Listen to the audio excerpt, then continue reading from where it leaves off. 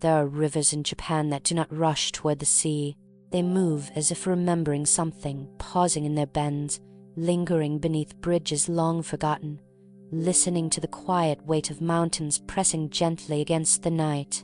This river was one of them.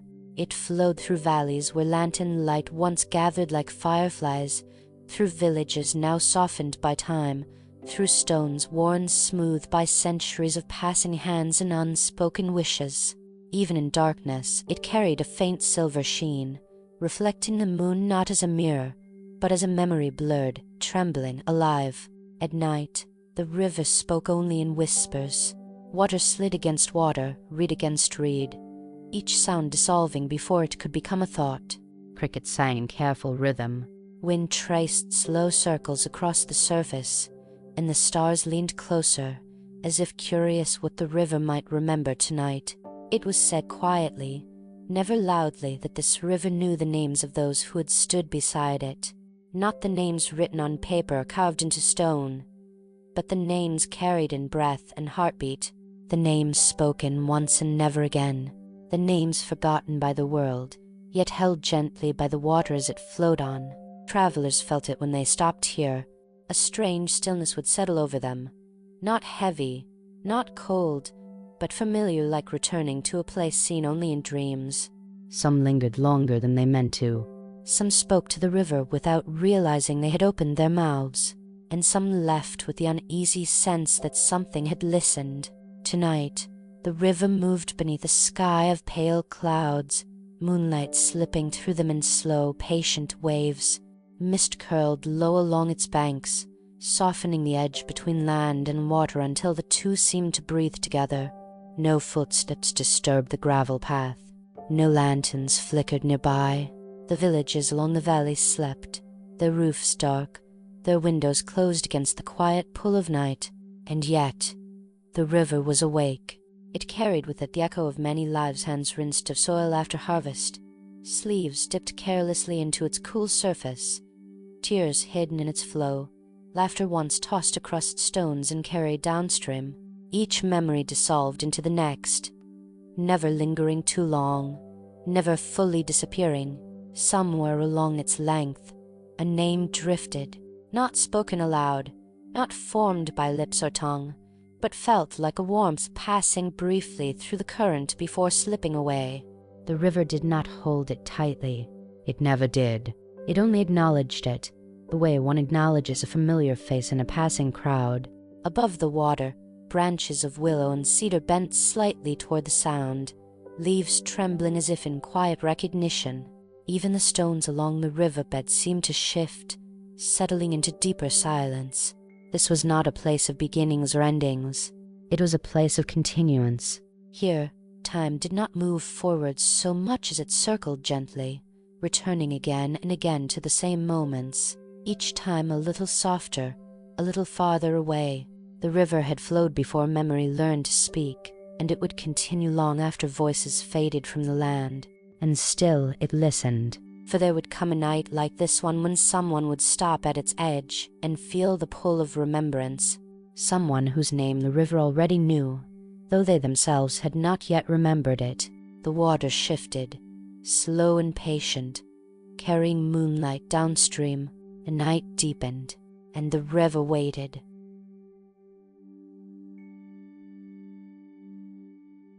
Flat stones arranged long ago for resting feet. A slight dip where someone made the path beside the river was narrow and uneven, worn smooth by centuries of quiet passage.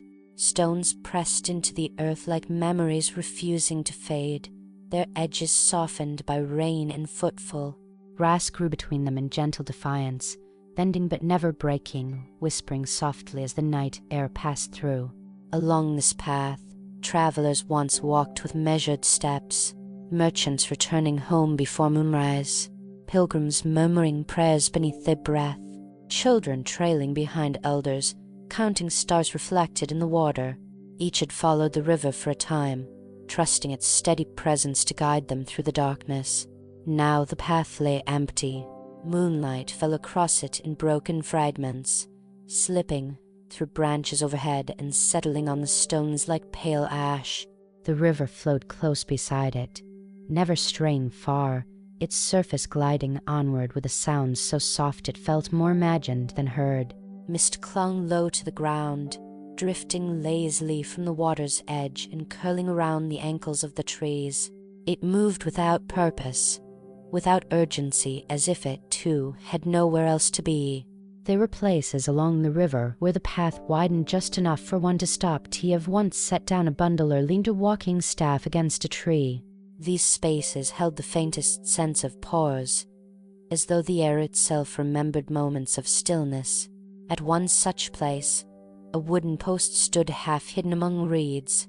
Its surface was darkened with age, grain raised by years of moisture and cold. No sign marked it now. No words remained carved upon it, and yet travelers who passed here sometimes felt the urge to slow, to look toward the water, to listen more closely to the sound of the current. The river answered only with itself. Water slid past stone. Stone held firm beneath water. The rhythm never changed, never hurried, never faltered. It was the sound of something that had learned patience long before the world learned to name it. Above the path, branches arched inward, forming a loose canopy. Leaves brushed against one another with each passing breath of wind, creating a hush that wrapped the night in gentle layers. Insects sang quietly from hidden places, their voices weaving into the river's low murmur until sound itself seemed to dissolve into atmosphere. Far downstream, the river curved out of sight. What lay beyond the bend was unknown to those standing here, and yet there was no unease in that not knowing. The river had always curved away. It had always continued. Trust came easily in its presence. The air carried the scent of damp earth and moss, of water cooled by night, of stone that had known many seasons. Each breath felt heavier, slower, encouraging stillness rather than movement. Even the moon seemed to linger here, its reflection stretching long across the surface of the river, trembling slightly with each ripple, never quite settling into a single shape. It was along this path, beside this patient water, that the night held its breath. For though the stones were empty and the path untraveled, the river knew this quiet would not last forever. It had learned, over time, that footsteps always returned even if centuries passed between them. And somewhere beyond the curve, beyond the reach of moonlight, something familiar was drawing closer, guided not by sight, but by the gentle pull of remembrance carried on the flow of water. The river did not rush to meet it. It simply continued on, as it always had, waiting for the moment when the night would change. The river had learned many sounds over the years. It knew the weight of rain when it fell hard against stone, the sharp urgency of storms rushing down from the mountains. It knew the gentler touch of spring meltwater, thin and bright, whispering of distance, no loosening its hold. It knew the silence that followed winter nights, when ice formed along its edges and the world seemed to pause between breaths. Tonight it listened more carefully. The current slowed almost imperceptibly as it passed beneath overhanging branches. Shadows gathered there, stretching across the water's surface like long, thoughtful pauses. Leaves drifted down one by one, touching the river briefly before being carried away, each arrival marked by the softest disturbance. The path beside the water remained empty, yet the sense of waiting deepened. Mist thickened near the bank, rising higher now, blurring the boundary between river and land. It curled around stones and roots alike, erasing sharp edges, smoothing the world into gentle gradients of silver and dark blue. The night felt older here, layered with countless evenings just like this one. In the water, reflection shifted. The moon fractured into ribbons of pale light, stretching and folding with each subtle movement of the current. Trees appeared upside down, their roots reaching skyward, their branches dipping into unseen depths. The river held these images loosely, never claiming them as its own. A breeze moved through the canopy above, stirring leaves into a soft murmur. The sound drifted down and mingled with the water's voice, neither overpowering the other. Together, they formed something like a lullaby, unstructured, unplanned, yet deeply familiar. At the bend where the river curved away, the air felt different, cooler, denser, as though something beyond sight pressed gently against the night, shaping it without revealing itself. The river flowed toward that place without hesitation, carrying with it the memory of every step that had ever followed its course.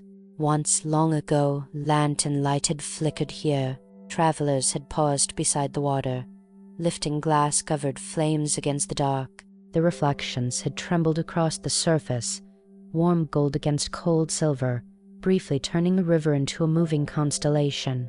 Voices had murmured then low, careful, respectful of the night. The river remembered. It remembered how the light softened fear, how footsteps slowed in its presence, how those who followed its path often felt less alone, even when traveling without company. Now, there was no lantern. And yet, the river felt the familiar shape of one approaching, not yet in sight, not yet sound, only the quiet certainty of something moving in rhythm with the night itself, a presence shaped by patience, by repetition, by long devotion to a single purpose. The mist shifted again, parting slightly near the path as though making room. Stones along the bank gleamed faintly, polished by moonlight and memory alike. Even the insects seemed to lower their song, as if listening for something they had known before. The river did not call out. It did not need to. It simply continued flowing, guiding the night forward, toward the place where light would soon return, not bright, not sudden, but steady and enduring. And somewhere beyond the curve, footsteps began to form, quiet and unhurried, moving in harmony with the water that had waited so long to hear them again.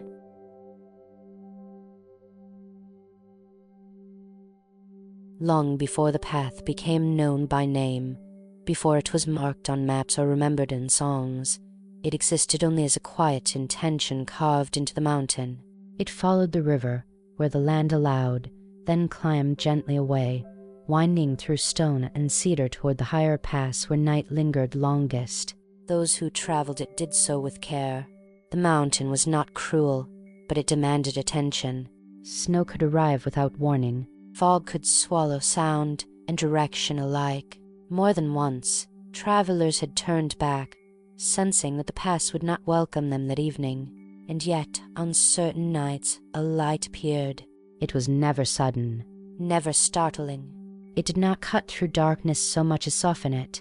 A warm glow, steady and calm, moving slowly along the path as if in conversation with the night itself. This was the lantern keeper. He did not announce his presence.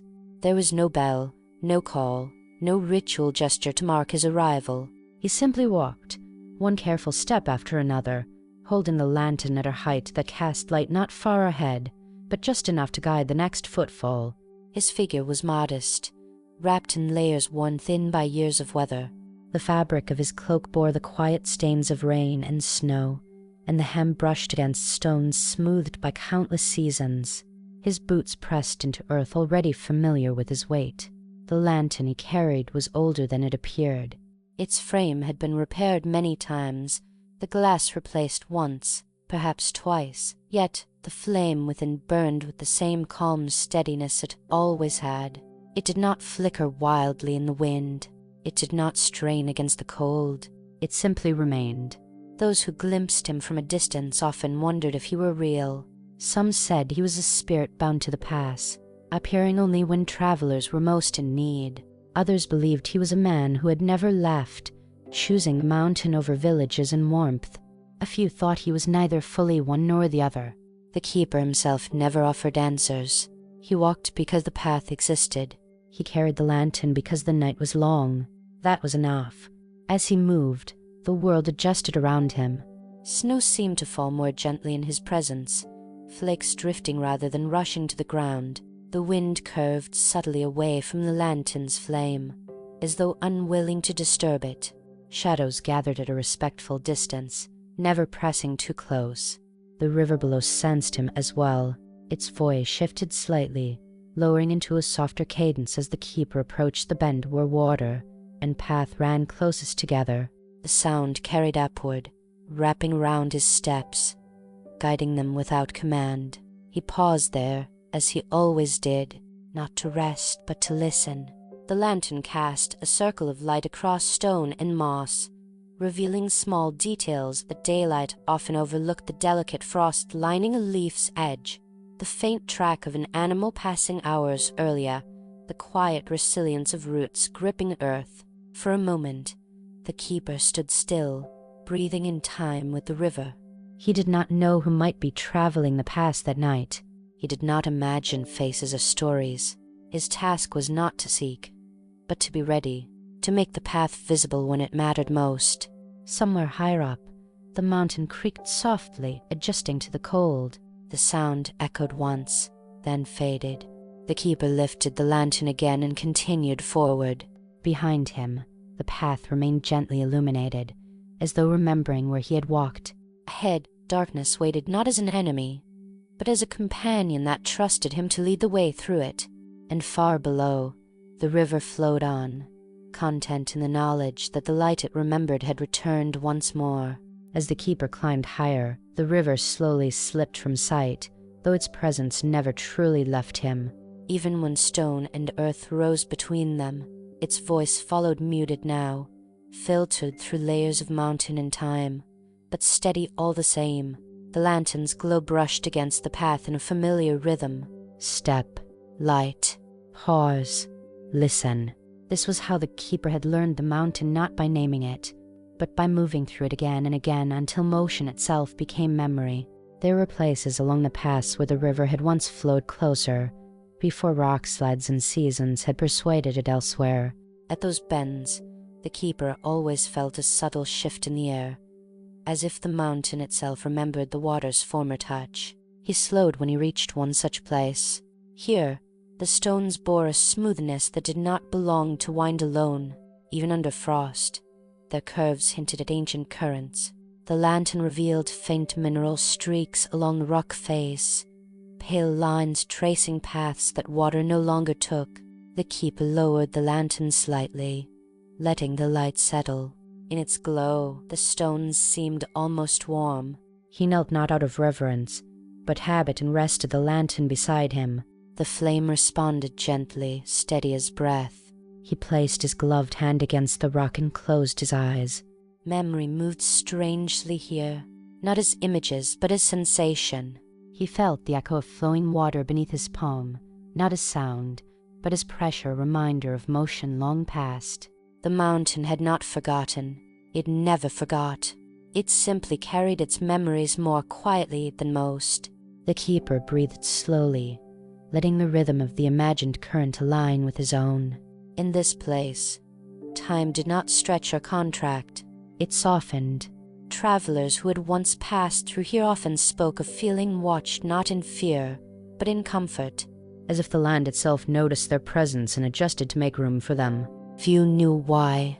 The keeper did.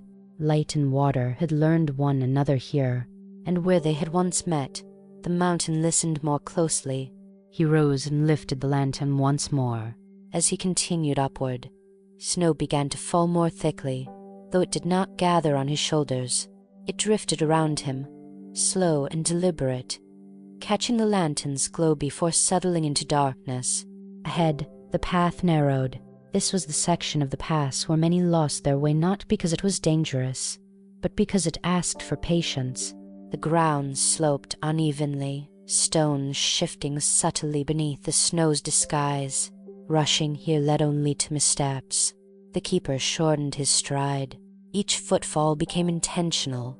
The lantern hovered just ahead, illuminating not distance, but immediacy, the space where balance mattered most. Somewhere beyond the bend, a traveler would soon emerge from the trees. The keeper felt it not as certainty, but as alignment, a subtle tightening of the night, a quiet readiness in the air. He did not hurry. He never hurried. The lantern's flame deepened slightly in color, warming from pale gold to amber, as though responding to an unspoken signal. Shadows rearranged themselves along the path, making room where light wished to pass. Behind him, the river continued its endless descent, carrying reflections of moonlight toward valleys that slept without knowing why their dreams felt calmer that night. Ahead, the mountain waited, and between them, the lantern keeper walked on, carrying not just light, but the quiet agreement between water, stone, and the long patience of night.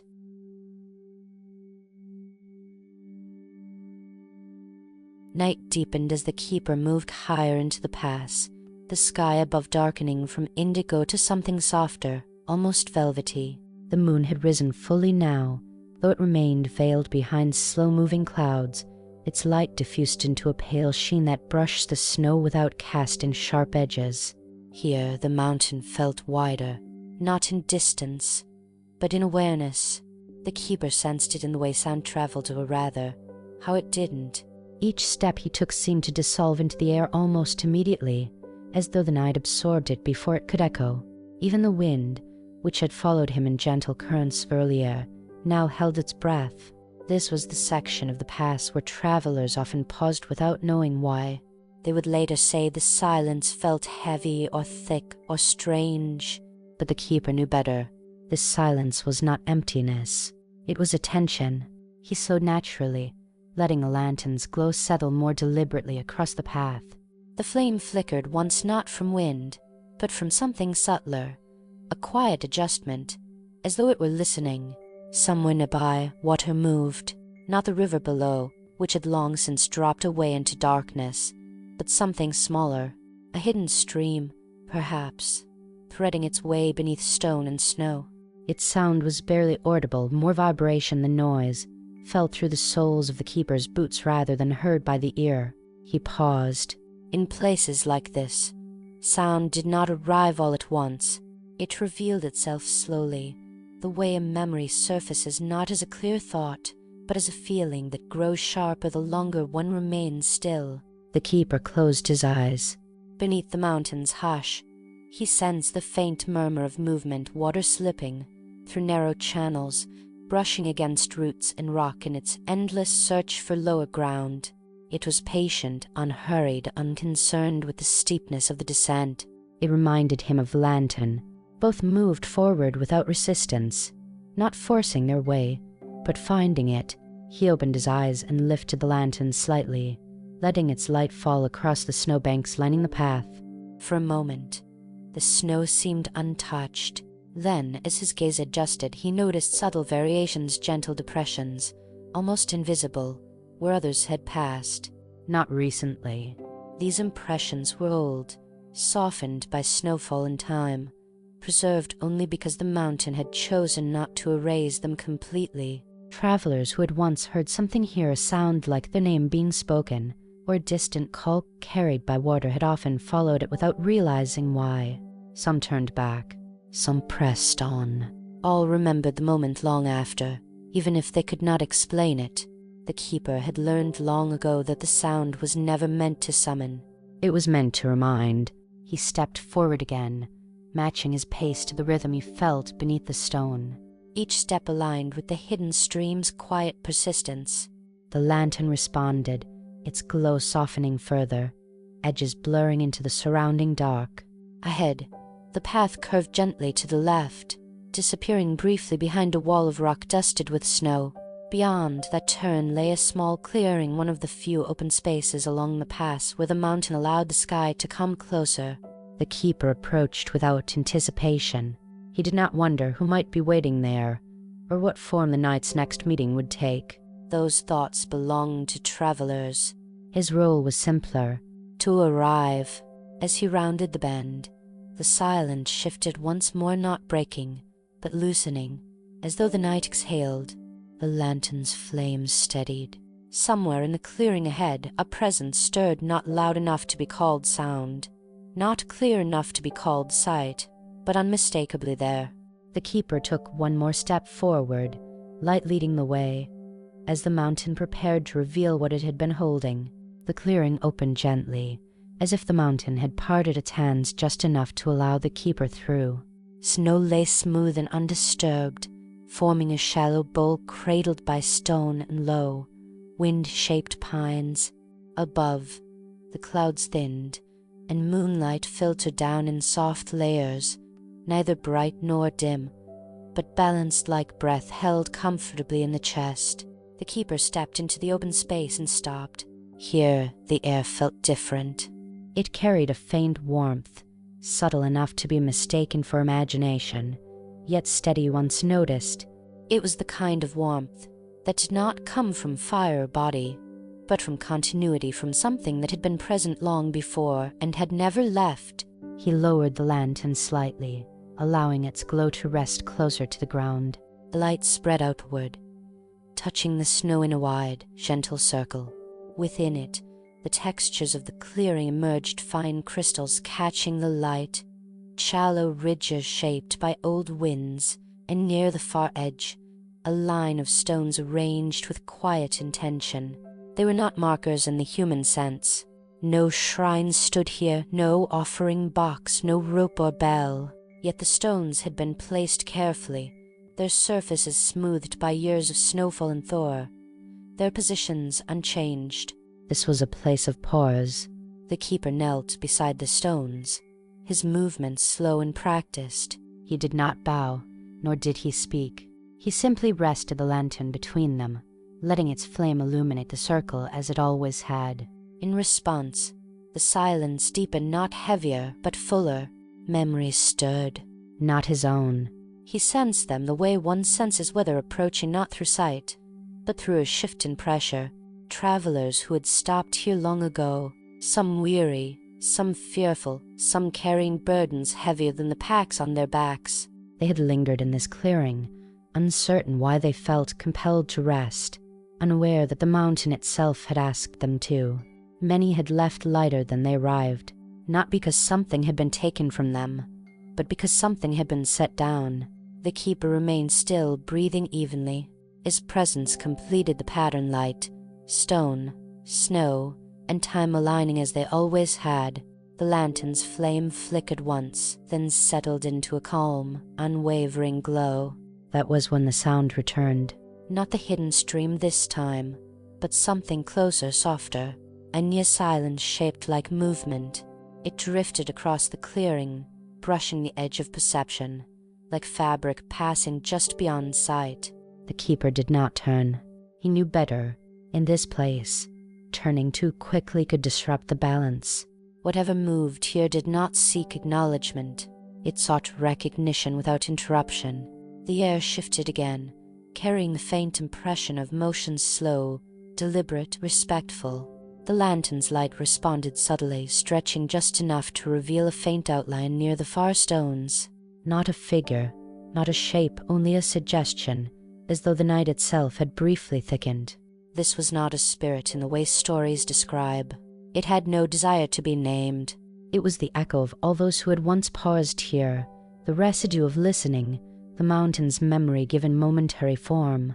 It gathered where attention had been offered freely, where silence had been honored rather than feared. The keeper acknowledged it with stillness. Minutes passed, or perhaps only seconds.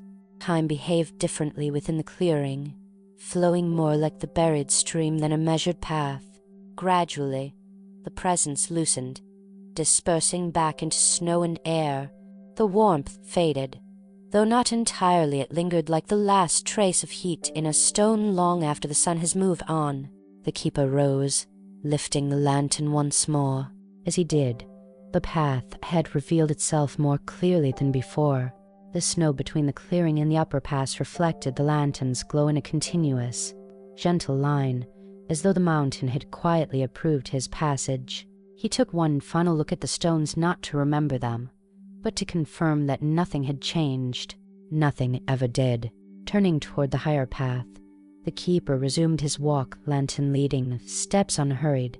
Behind him, the clearing returned to its natural stillness, holding its silence carefully, ready for the next traveler who would arrive without knowing why they needed to stop. Above, the clouds shifted again, drawing the moon back into their folds, and the mountain listened on.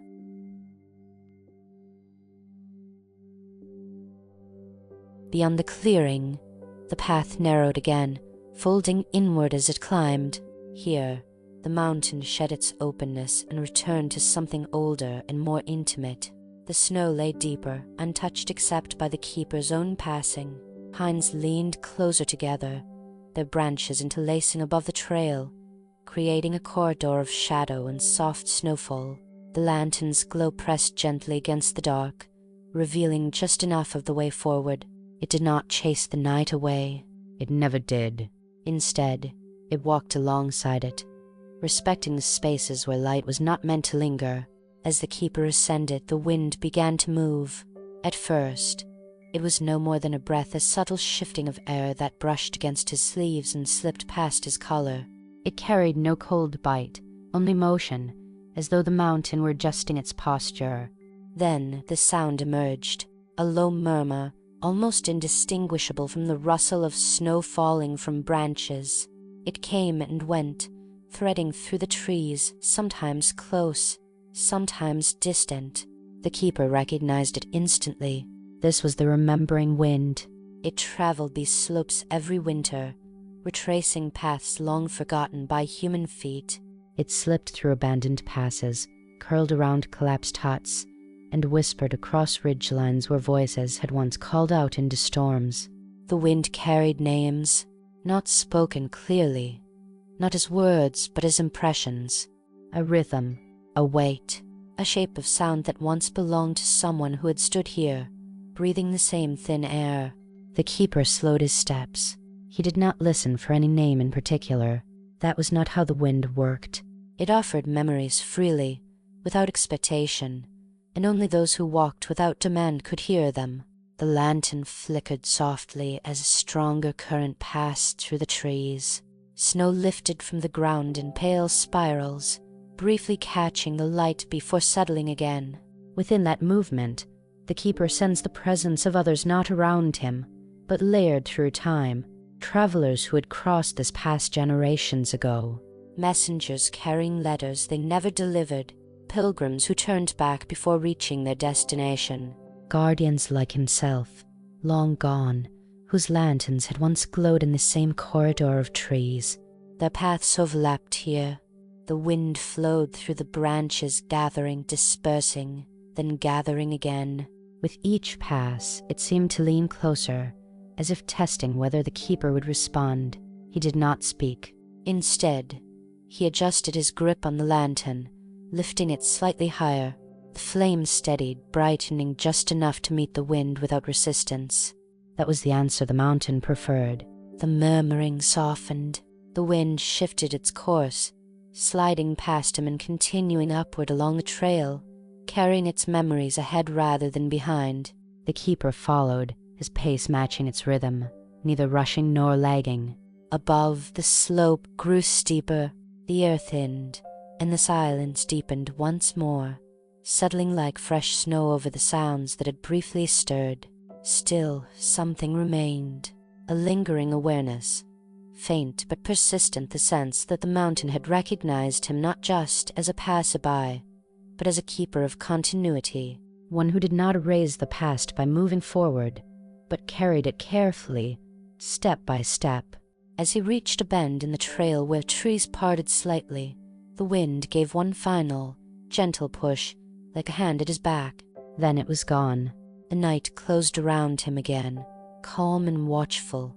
Ahead, the path climbed toward higher ground, where the pass waited beneath layers of drifting cloud. The lantern cast its patient glow forward, ready to guide not just the keeper, but the memories that traveled quietly with him.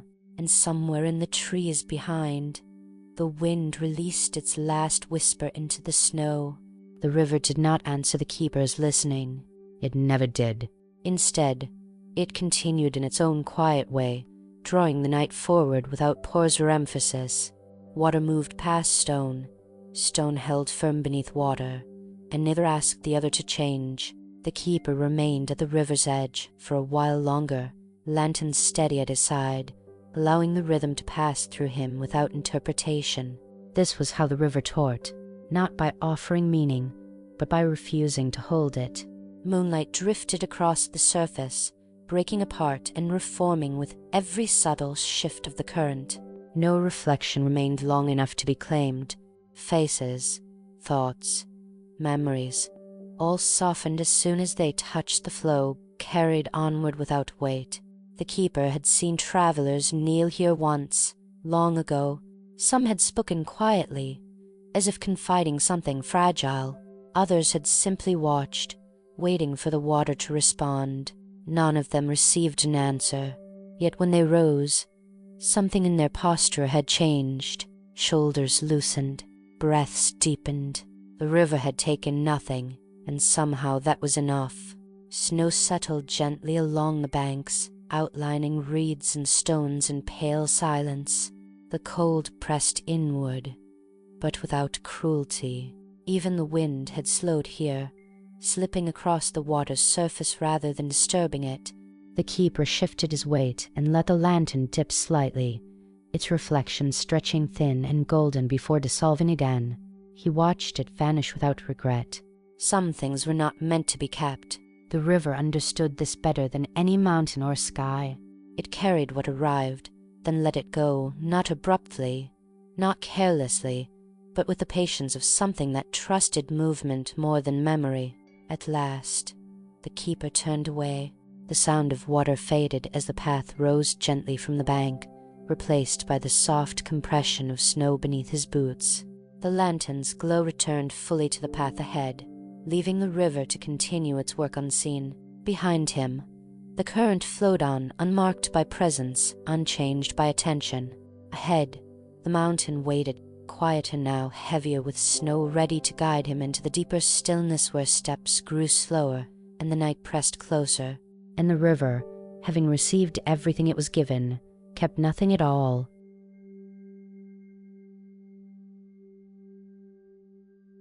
Beyond the plateau, the mountain seemed to exhale. The paths softened not in shape, but in feeling. Snow lay deeper here, cushioning each step so completely that even the keeper's careful footfalls made no sound at all. It was as though the earth itself had learned to listen inward, turning its attention away from the world of echoes. The lantern moved through this silence like a slow thought. Its glow no longer felt like something cast outward, but something held contained, intimate. The keeper adjusted his grip unconsciously, drawing the lantern slightly closer to his body, letting its warmth brush his knuckles through wool and leather. Here pauses mattered as much as movement. He took a step, then another, then stopped, not because the path demanded it, but because the stillness invited it. The keeper had learned that this stretch of the mountain revealed itself only when met halfway. Walking too steadily caused it to retreat into sameness. Standing too long made the cold seep inward. Balance was required, a gentle alternation between motion and rest. He paused again, lantern steady, breath slow. Snowflakes drifted past the flame, catching light for the briefest instant before dissolving into darkness. Each one seemed to fall at its own pace, unconcerned with arrival.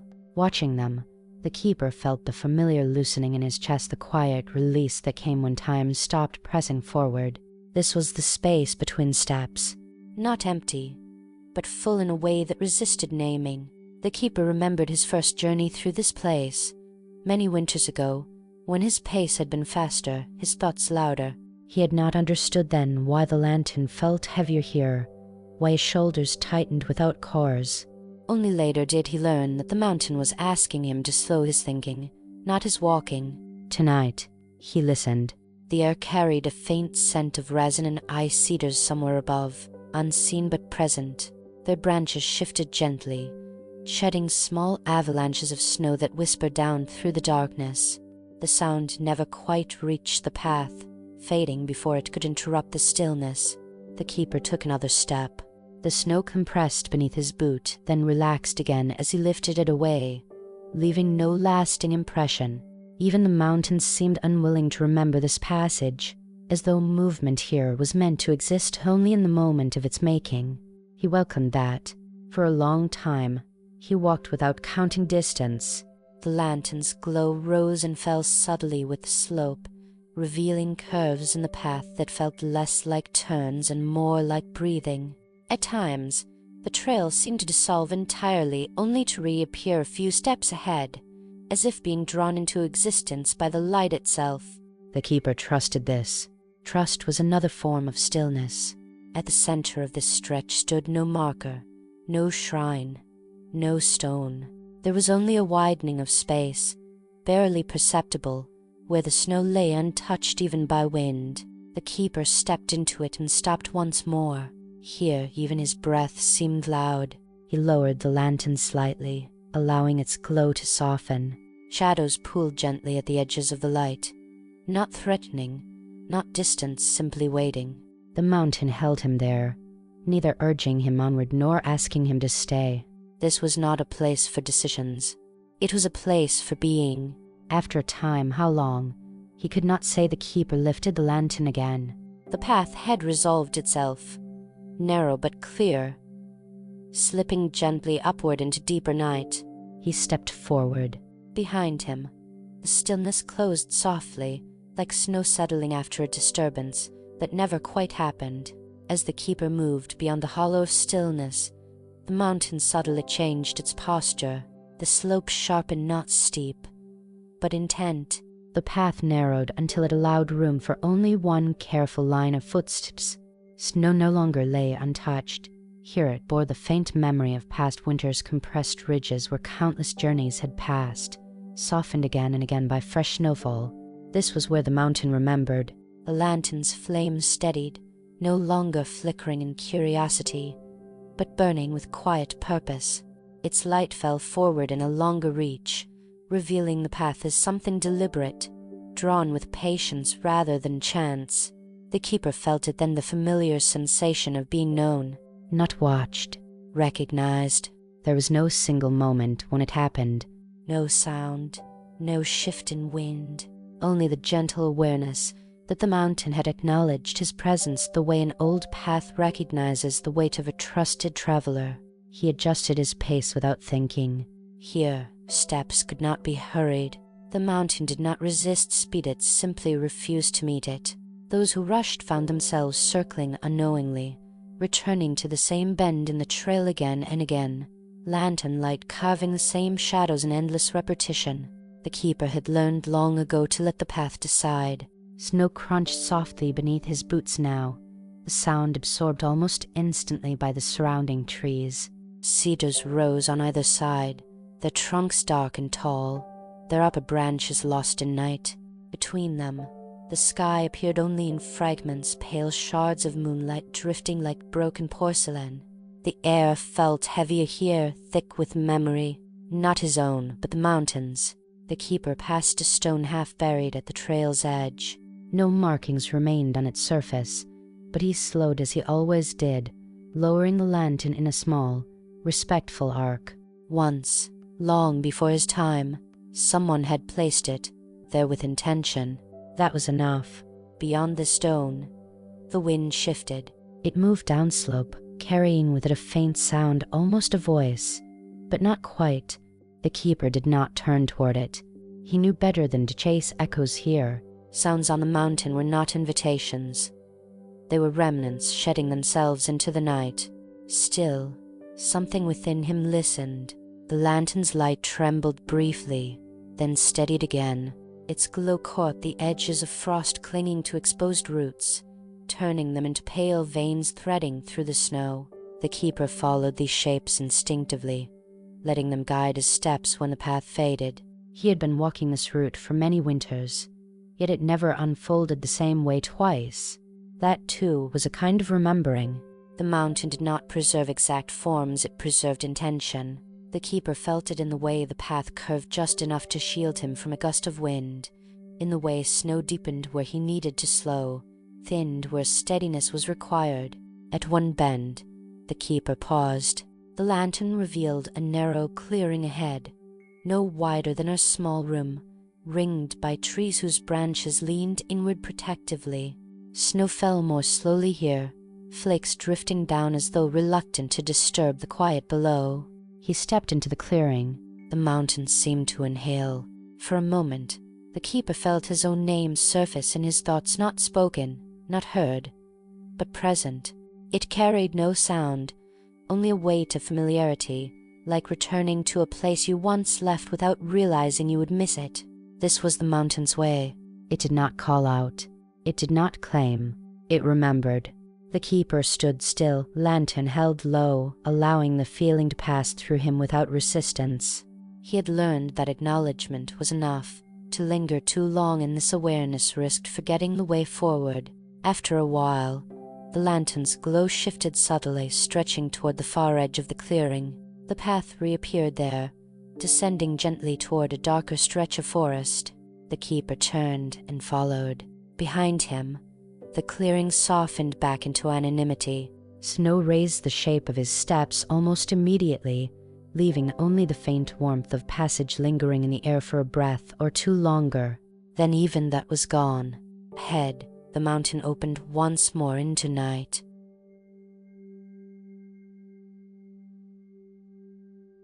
The path descended gradually, easing the keeper away from the mountain's narrow spine and into a place where sound returned in softened form.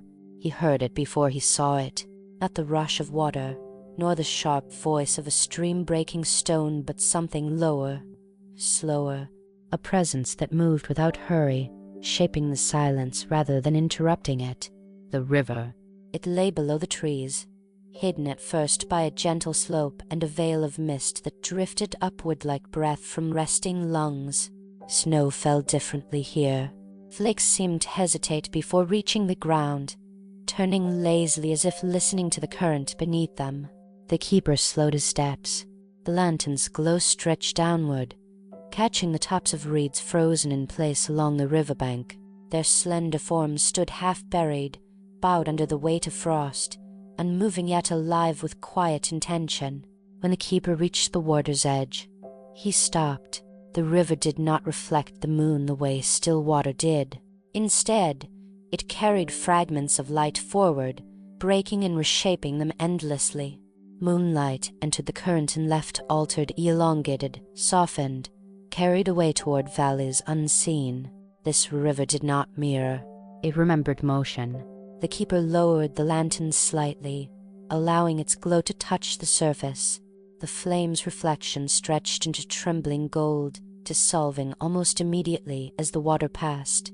No shape held for long. That was the river's lesson. He had learned it many winters ago, though he had never tried to put it into words. Travelers who reached this place often lingered too long, watching the water as if it might offer answers. Some even knelt, hoping to see themselves reflected clearly. The river never obliged. Instead, it offered something else, a loosening. Thoughts slowed here. The mind softened its grip. Worries that had traveled far uphill began to drift, untethered, carried gently downstream without resistance. The keeper felt it in his chest first, a subtle release, like a knot quietly untying itself without command. He remained standing, lantern steady, breathing in time with the river's low murmur. The sound was not constant, it rose and fell, shaped by stones beneath the surface, forming a rhythm that seemed less like movement and more like rest in motion. Snow settled on his shoulders, unnoticed. Along the far bank, stones protruded from the water like dark backs of sleeping animals. Each was rimmed with ice, their edges softened by the river's patience. No sharpness remained here. Even the cold felt rounded, forgiving. The keeper turned slightly, following the river's direction with his gaze. It curved away into darkness, vanishing between trees that leaned close together, their branches arching like a quiet passageway. This was where many journeys ended, not in sleep exactly, but in surrender. He remembered those who had arrived here carrying exhaustion heavier than their packs. They would sit beside the river, lantern dimmed, eyes unfocused, listening until their thoughts grew thin enough to dissolve. Some stayed only minutes. Others stayed longer, until the mountain gently reminded them of the hour. The keeper did not sit. His role was not to rest here, but to keep the path open for those who needed to pass through safely. Still, he allowed himself a moment, just enough to acknowledge the river's work. The lantern's flame leaned toward the water, responding to the current's pull. The keeper adjusted his grip, grounding it again, preventing the light from wandering too far. Light, like thought, could be carried away if left unattended. A faint breeze moved through the reeds, stirring a whisper that seemed to rise from the water itself. It was not a voice, nor a message, only a continuation of the river's endless telling, of nights passing into mornings, of travelers arriving and leaving lighter than they came. The keeper listened. When he finally turned away, the river continued as it always had, unconcerned, unending, content to carry what was given and nothing more. Behind him, the water swallowed the lantern's reflection once again. Ahead, the path waited. The path rose gently from the riverbank, but its presence followed the keeper even as the sounds softened behind him. Rivers do not end where they disappear from hearing. They remain in the body. With each step away, the keeper felt lighter, not because he had taken something with him, but because something had been quietly set down. The mountain had many places like this, places that did not demand, did not ask, did not promise. They simply received. The snow grew thicker again as he climbed, muffling the last traces of the river's murmur. Yet its rhythm lingered in his breathing, steady and unforced. His footsteps adjusted without thought, falling into a cadence shaped by water rather than stone.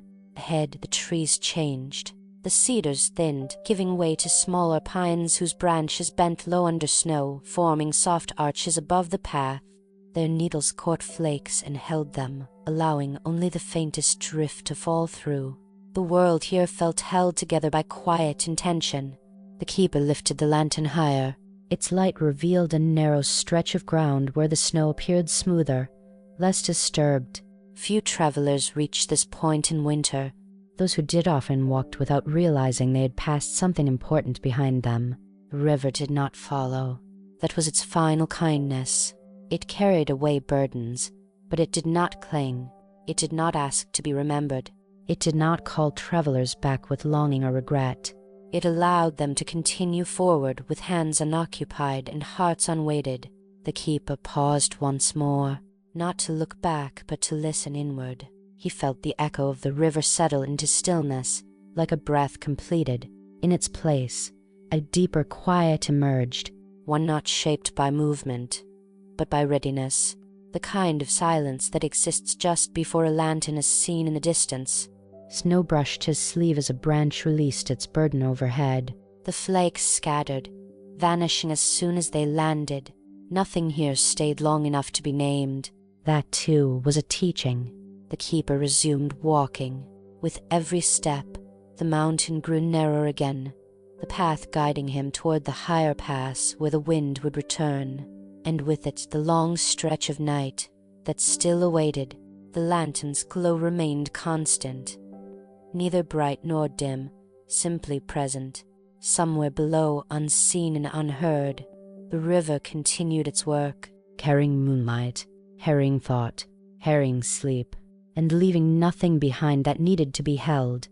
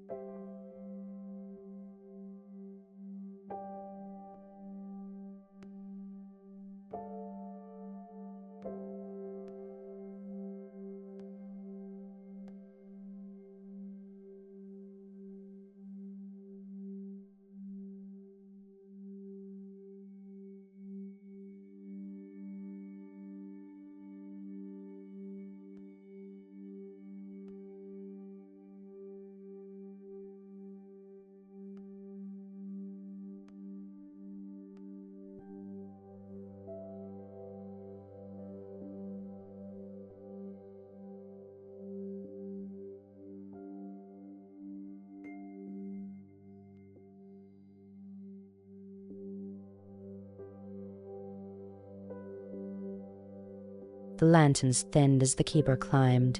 One by one, they remained behind him, their pale glow folding back into the night as though they had never been. The path narrowed again, then slowly widened, not into openness, but into a quieter kind of space, where the mountain no longer pressed inward. Here, sound behaved differently. The wind softened, snow fell straighter, without haste. Even the keeper's steps seemed to lose their echo, absorbed by the depth of the pass. He paused, not because he was tired, but because this was a place meant for stopping. The lantern in his hand cast a circle of light upon the ground, revealing a small clearing carved naturally into the stone. The earth here was bare, the snow thinner, as though the mountain itself had chosen not to hold onto it. A single weathered marker stood at the edge of the clearing, no name carved, no symbol left behind, only presence. The keeper approached and lowered his lantern slightly, allowing its glow to rest against the stone. He did not bow. He did not pray. He listened.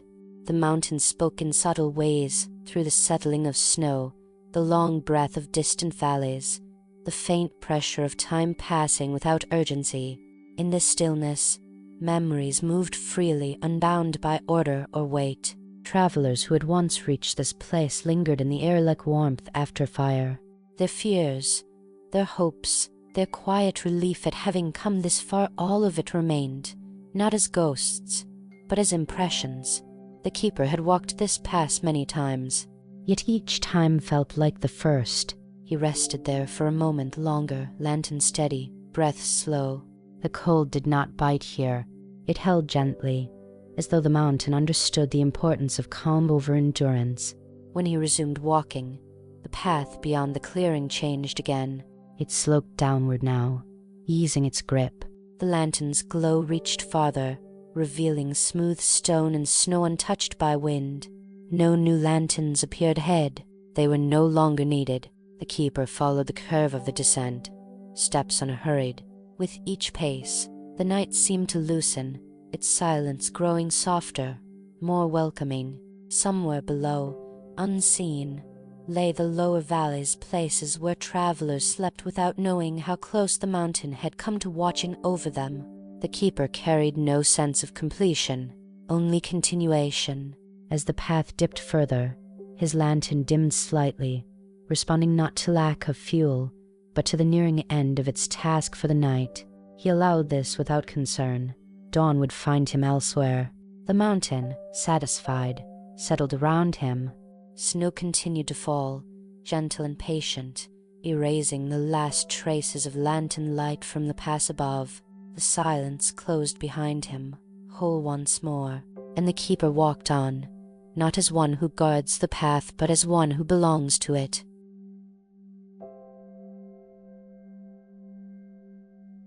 The path began to change as the keeper climbed higher.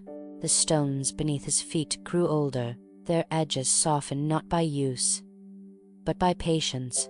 Snow gathered more thickly here, settling into the shallow grooves where countless winters had passed without names. The air thinned, not in a way that strained the breath, but in a way that made each inhale feel quieter, as though the mountain itself wished to speak less. The lantern's light no longer reached far. It did not need to. The keeper understood this now. Light was not meant to banish the dark, only to accompany it. The flame flickered gently within its glass, breathing in time with his steps, casting a warm, wavering circle that rested close to the ground. Beyond it, the night remained vast and untouched, neither welcoming nor hostile, simply present. Snow fell in a slow, almost deliberate rhythm. Each flake drifted downward as if choosing where to land, pausing in the air before surrendering to the earth. The sound of it was barely there, a whisper softer than thought. Even the wind had grown careful, sliding between the rocks instead of rushing over them, as though it, too, knew this place required reverence. Here, near the upper reaches of the pass, the world felt unfinished, not broken, but incomplete in the way dreams often are, shapes half-formed, distances uncertain, time loosening its grip. The keeper felt this in the way his footsteps echoed differently, As though the mountain listened longer before letting sound fade, he stopped beside a stone marker.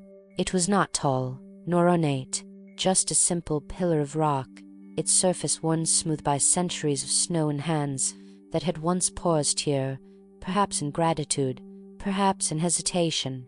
No inscription remained. If there had ever been words, the mountain had gently reclaimed them. The keeper raised the lantern slightly, allowing its light to wash over the stone. For a moment, shadows gathered and rearranged themselves across its surface, forming shapes that almost resembled letters, then dissolving again. Meaning, the mountain seemed to say, was never meant to last in one form. He rested there, standing still, letting the cold settle into his bones without resistance.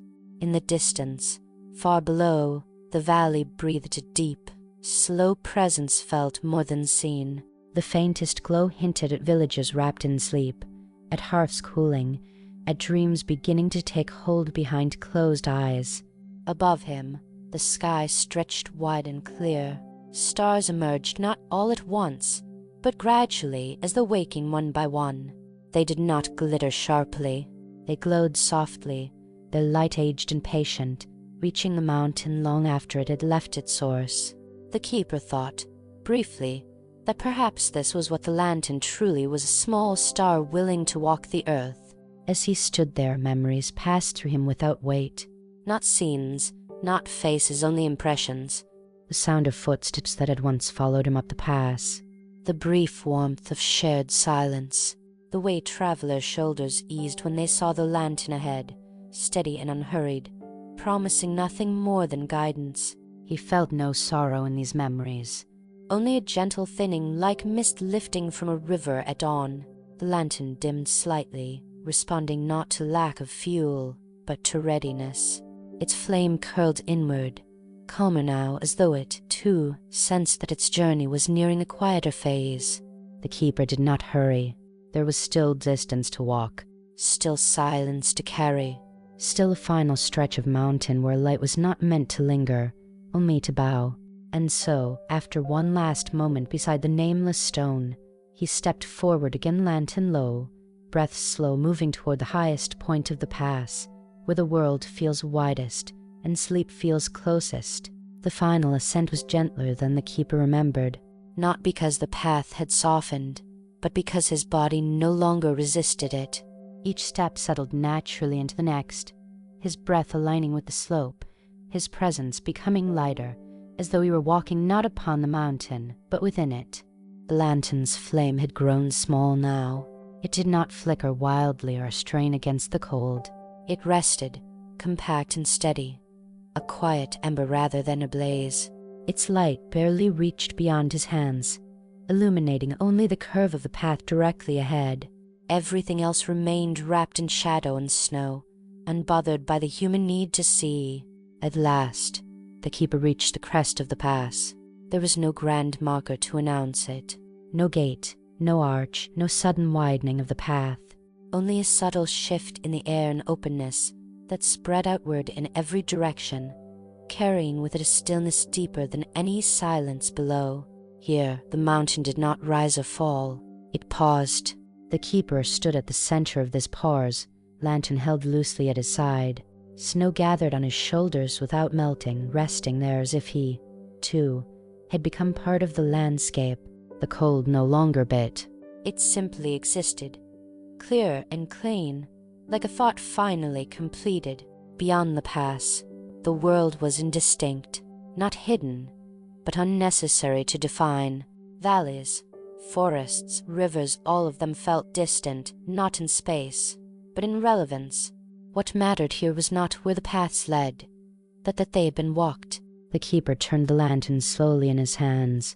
Its glass was clouded now, etched with tiny fractures from years of heat and cold.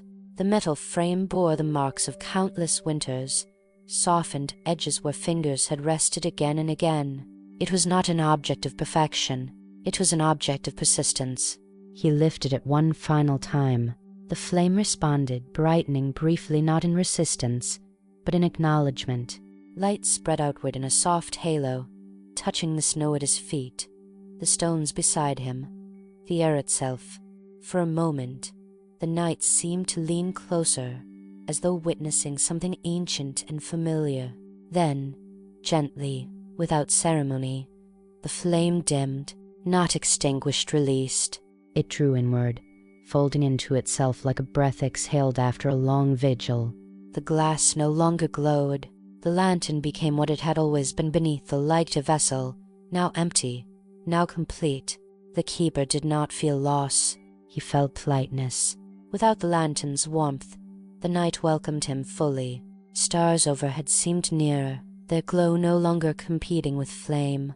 Snow continued its slow descent, unbroken, unhurried, settling into a world that no longer needed guidance to rest. He set the lantern down upon the snow. Not discarded, placed. It rested there quietly, already beginning to gather frost, its purpose fulfilled not by disappearance, but by stillness. Others might pass this way one day, or perhaps no one ever would. Either outcome felt equally peaceful. The keeper stepped back. The path behind him faded not erased, but softened, its edges dissolving into shadow and white. Ahead, there was no direction to follow, no duty to resume. Only the mountain's vast, patient presence in the slow rhythm of night. His breath slowed. His form felt lighter, less distinct, as though the cold air were gently burrowing pieces of him, not taking, but remembering. The snow accepted this without question, layering softly where he stood, blurring the boundary between body and world. When the wind passed, it carried no footsteps with it, only quiet, only the sense that something had ended exactly as it was meant to. And somewhere far below, in valleys wrapped in sleep, travelers dreamed of warm lights on distant paths, never knowing why those dreams felt safe, only that they did. The mountain remained. The night deepened, and the lantern rested, at the edge of the world, beneath falling snow.